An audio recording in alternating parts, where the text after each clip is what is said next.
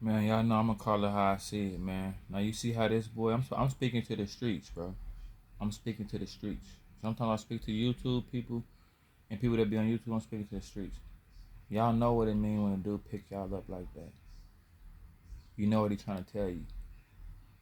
Y'all know what this mean. A few of y'all done probably had to muffle dude in the face, put me down, bro. I'm not doing that type of time, bro. That was 3 years ago, or it ain't never been that, bro. Ralo bumped into Lil Baby, and Lil Baby gave him 50,000 after he picked him up like this. Lil Baby been in some compromising situations. Y'all see that picture? You never supposed to let a man pick you up and carry you in the air like that. Everybody in the hood, y'all know what that means when a dude feel comfortable enough to pick up another grown man like he a toddler and swing him around. Baby just smiling. The way niggas be smiling when they be scared when they know what that soft press is. Ralo extorting them. But it ain't one of them.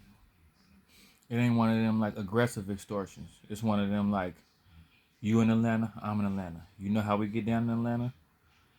Let's keep it like this. Where every time I see you, I'm gonna need at least a soft 10. You know what I'm saying? But I've been down for me. I need the whole 50. Ralo, it's a soft press. It's a soft press, but like that's how it be when you tied in the streets. The streets got their hierarchy. The streets pay taxes. The streets, you got to get your offering in the streets. And Ralo is the pastor. You know what I'm saying? Everybody know what that is, man. That's a soft press. That's a soft press for some money, or that's somebody trying to let you know I got this much dominance. Even though we cool, we dapping it up. I done spotted you, you done spotted me. What's up, boy? It's been a minute. When the dude pick you up like that, you in the air thinking, damn, this nigga think he got me, think he got it like that. Cause you supposed to immediately mush a man in his face. As soon as I'm gonna tell y'all a story. I remember one time I worked in this barber shop, right? And it was this dude from Detroit, and it was this dude from New Orleans. I'm cool with the dude from New Orleans, and I'm cool with the dude from Detroit too. The dude from Detroit don't know that New Orleans and the Bay rock tough, but I could tell that's how I know he wasn't really tapped in from Detroit because he would already know that, or he must have just assumed I was a sucker or something. I don't know what it was, but you know, every day there's Detroit. You know what I'm saying? New Orleans. I'm bringing up Richmond. They like Richmond, Virginia. I'm like, nah, bro, Richmond, bro. Richmond, California. They like, oh, they're not bringing a newspaper. I ain't trying to glorify, but I'm trying to let them know it's kind of like Detroit. It's kind of like New Orleans. Yeah, okay, that's what's up, Richmond, whatever. Yeah, New Orleans and Detroit, woody woo woo. And I'm like, I ain't tripping though. You know what I'm saying? I'm not even fighting. It's not like I'm fighting to see which city is the toughest, but I know how the hierarchy work and I know how street niggas think. I'm like, okay, if y'all keep trying to little bro me with this whole little Richmond thing, you know, one day, you know what I'm saying, I hope it don't go too far. Like, you know what I'm saying? With the dude from Detroit, it went too far. I got love for Detroit, Grand Rapids, Flint. All that. I had a partner from Flint. Two partners. I had a partner named Sherm from Flint. Y'all know Sherm. I had a partner from Flint, and then I had another partner way back in the day that came to Richmond, and he was fresh from Flint, walking around Richmond, and where I'm like, he's like, yeah, this just like home. I'm like, yeah, wherever you from, if it's just like this, wherever you at, then yeah. But anyway, so one day, dude from Detroit, I was outside talking to some people, and he used to always, you could just tell he had that bravado, like, nigga, I'm from Detroit, like, but the thing about it, he was this was when I was probably about like 25. Dude from Detroit was like 40 something. So I'm just thinking, like, man, this dude really don't understand, like, people that, cause dude from the NO was like, nah, I know about Richmond, I know about the big, yeah, Richmond, Oakland, Richmond, I know about all that. I'm like, okay, so anyway, to make a long story short, I'm telling you this story about how people try to pick you up when they think they got that much dominance.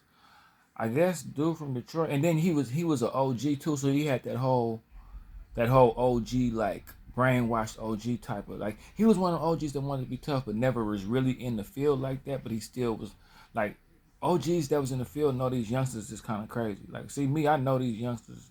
I know I'm an OG now, and I know these youngsters are. You don't want to have a youngster meet you outside. Like, you think I'm a kid, bro? You think I'm a youngster, huh? You do not want to hear that. You think I'm a youngster, huh? You don't want to hear that. But anyway, So I'm talking to my partners. I'm chopping game. You know what I'm saying? And I had things going on where I had to kind of move on the under and not bring that much attention to myself. So I'm outside chopping it up with my partners. So a dude from Detroit just come out the barbershop.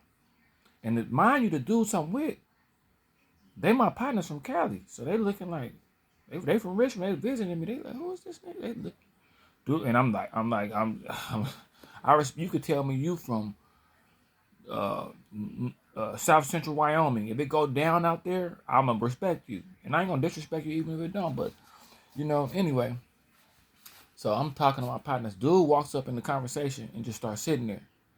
So me and my partners, we looking like, okay, we keep talking. So dude talking to me, dude kind of can sense my partners is kind of like really with it. And like he kind of uncomfortable because he's like, I'm used to saying Detroit this and not let me tell you, I love Detroit, so I ain't got nothing against Detroit. But he's so used to being like, yeah, Richmond, cuz he's so used to how I be when nobody be around. So I'm looking at the dude like, cuz I'm in front of my people, bro. Kind of like how dude how in Goodfellas, how dude try to big boy Joe Pesci, but Joe Pesci was in front of his folks like, bro, I'm in front of my people. So it is even worse than that. So I'm sitting there, dude talking a little bit. I'm talking to dude a little bit, trying to make him feel a part of, you know what I'm saying, what's going on with me and my partners. So that boy just, yeah, man, something went to grab me and pick me up like this. Like when he grabbed me, he started picking me up. When I tell you, the stiff arm was like Derrick Henry. When I tell you, I get that boy Garrison Hurst.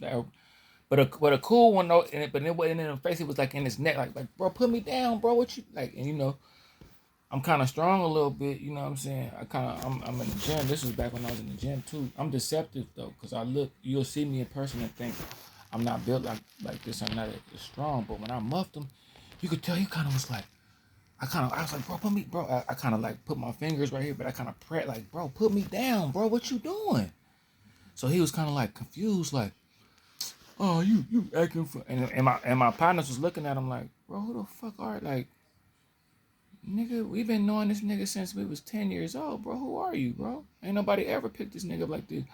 And it was to the point. Even my partners was like, boy, who is, boy? You can't be no sucker out here, nigga.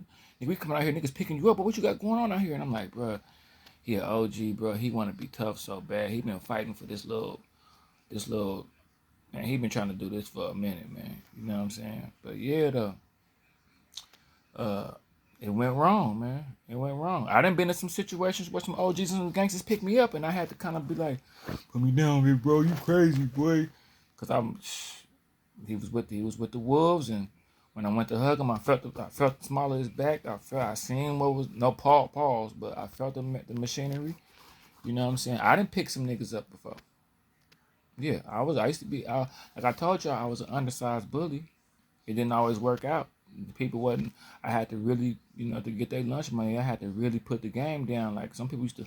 I used to go to snatch the food, and they have a tight grip. I'm a bully out here, nigga. What's wrong with you? But yeah, I think Ralo got that soft press going, man.